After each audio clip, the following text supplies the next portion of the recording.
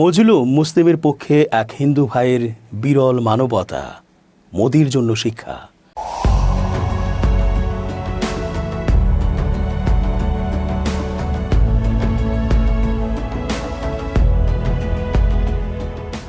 আসসালামু আলাইকুম প্রিয় দর্শক, আমন্ত্রণ আজকের আলোচনায়। চেঞ্জ টিভির আন্তর্জাতিক চোখ অনুষ্ঠানে এস.জি. রতন স্বাগত জানাচ্ছি। ভারতে শুধু মুসলমানদের ওপর নির্যাতন নিপীড়নই হয় না, মাঝে সাঝে এমন কিছু ঘটনা প্রকাশ পায় তা যেন এক সাক্ষাৎ বিস্ময়।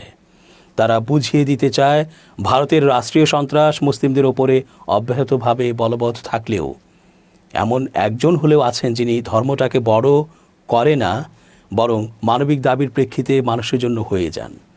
এমনই এক ঘটনা মন কেড়েছে সবার, যা মোদির রাষ্ট্রেরই, হ্যাঁ ঠিকই শুনেছেন, মোদির রাষ্ট্রেই মানবিক মানুষ, যিনি মজলুমের পক্ষে কাজ করছেন নিবেদিত হয়ে, তাও আবার এক মুসলমানের জন্য। অথচ সেখানে মুসলমান মানেই অচ্যুত ঘৃণার এবং পিটিয়ে রক্তাক্ত করে মেরে ফেলার জন্য রাষ্ট্রীয়ভাবে অনুমোদনপ্রাপ্ত কাজ। বর্বর মোদি দীর্ঘ ক্ষমতায় মেয়াদে এই জঘন্যতা যেন আরও দিনকে দিন বাড়িয়ে তুলছেন। আমার নাম মোহাম্মদ দীপক। সাদামাটা এই কয় শব্দ উচ্চারণ করে ভারতে এক মুসলিম দোকানের পাশে দাঁড়িয়েছিল এক হিন্দু ব্যক্তি। এই ঘটনার মধ্য দিয়ে তিনি ভারতে আলোচনার কেন্দ্রবিন্দুতে চলে এসেছেন এবং অপ্রত্যাশিতভাবে নায়কে পরিণত হয়েছেন। দীপক কুমার ধর্মনিরপেক্ষ ভারতের প্রতীক এবং ভারতের বহুত্ববাদের পোস্টার বয় হিসেবে প্রশংসিত হয়েছেন। তবে একই সঙ্গে তাকে তীব্র প্রতিবাদের মুখেও পড়তে হয়েছে। তার বিরুদ্ধে নিজের হিন্দু ধর্মের সঙ্গে বিশ্বাসঘাতকতার অভিযোগ তোলা হয়েছে। এমনকি তিনি প্রাণনাশের হুমকিও পেয়েছেন। গত ২৬ জানুয়ারির একটি ঘটনা দীপককে হঠাৎ করে আলোচনার কেন্দ্রে নিয়ে আসে। ওই দিন ভারতের উত্তরাঞ্চলীয় রাজ্য উত্তরাখণ্ডের কোটদার নামের একটি ছোট শহরে ঘটনাটি ঘটেছে। এই ঘটনার একটি ভিডিও সামাজিক যোগাযোগ মাধ্যমে ছড়িয়ে পড়ে। এরপর থেকে এ নিয়ে অনেক প্রতিবেদন ছাপা হয়েছে। ভিডিওতে দেখা যায় ৪২ বছর বয়সী এক ব্যক্তি কট্টর হিন্দুত্ববাদী সংগঠন বজরং দলের কর্মীদের সঙ্গে তর্কে জড়িয়েছেন। মুসলিমদের হয়রানির অভিযোগে এই দলের নাম প্রায় সময় খবরে আসে। তর্কে জড়িয়ে পড়া ব্যক্তির নাম দীপক। তিনি ওই শহরে একটি ব্যায়ামাগারের অর্থাৎ জিমের মালিক। দীপক জানান তিনি পাশের এক বন্ধুর দোকানে ছিলেন।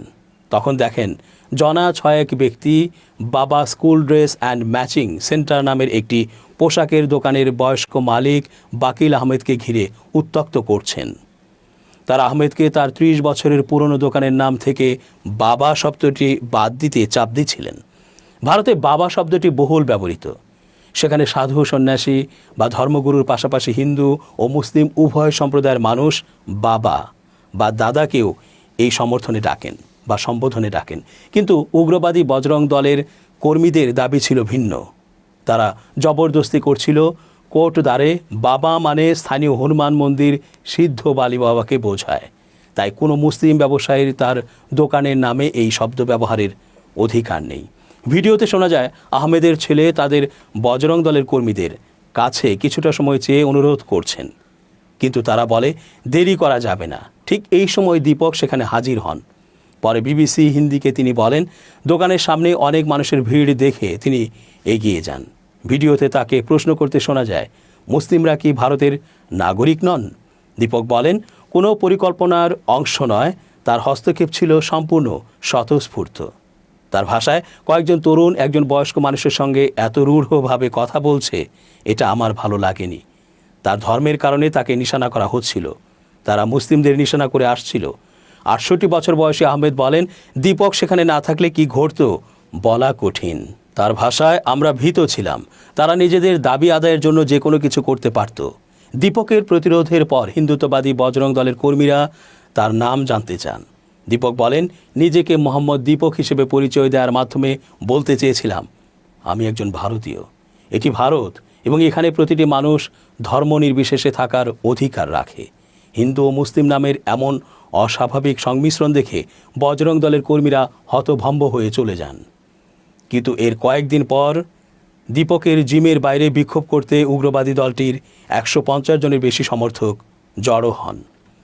আহমেদের অভিযোগের পরিপ্রেক্ষিতে পুলিশ কয়েকজন অজ্ঞাতনামা ব্যক্তির বিরুদ্ধে মামলা করেন। আবার দুজন হিন্দু কর্মীর অভিযোগের ভিত্তিতে দীপকের বিরুদ্ধেও একটি মামলা হয়। এই বিক্ষোভ ও পুলিশের পদক্ষেপ ভারতের সংবাদ মাধ্যমে খবরের শিরোনাম হয়েছে।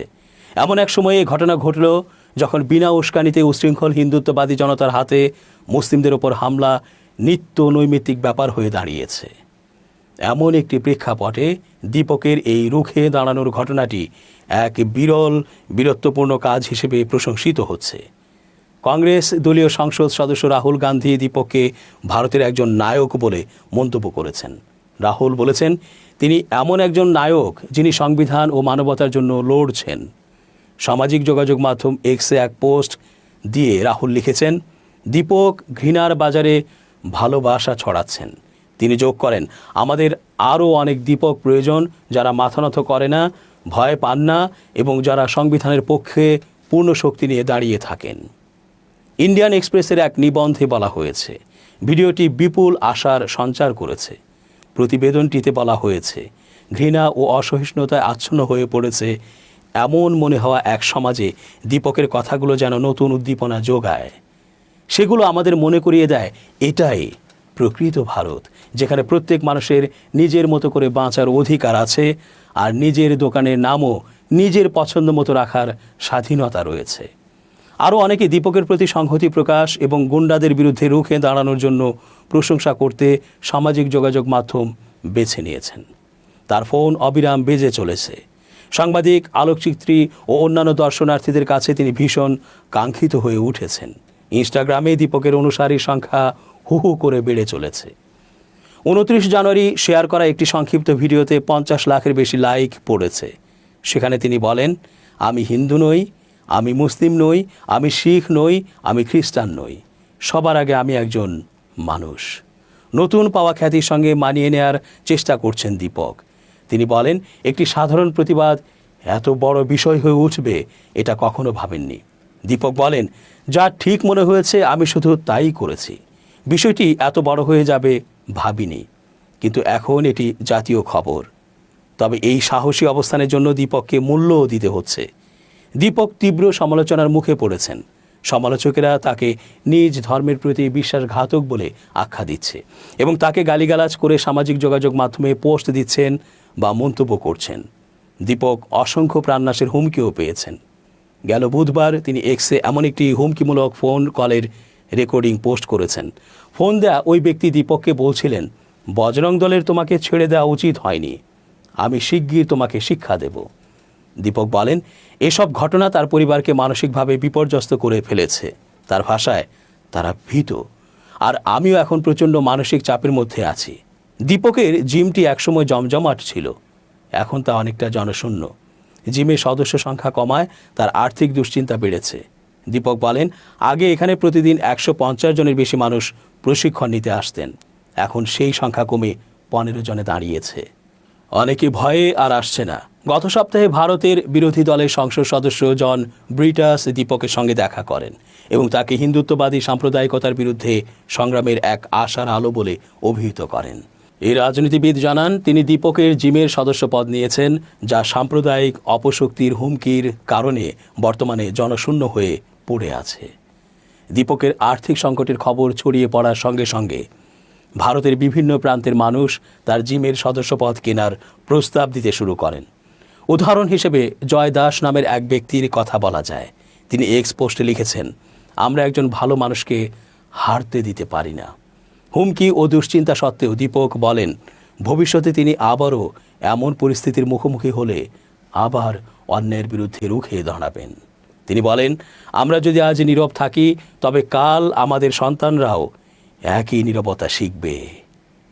দর্শক, আজ এ পর্যন্তই। ধন্যবাদ।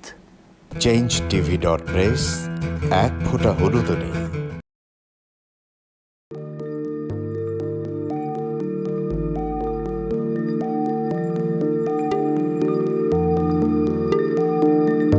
পহেলা জানুয়ারি 2026 ইউটিউব জার্নালিজমের অগ্রদূত changetv.press সংগ্রাম মুখর 7 বছর পেরিয়ে পা রাখলো গৌরবান্বিত 8 বছরে। এই আনন্দ প্রহরে সবাইকে নিরন্তর শুভেচ্ছা।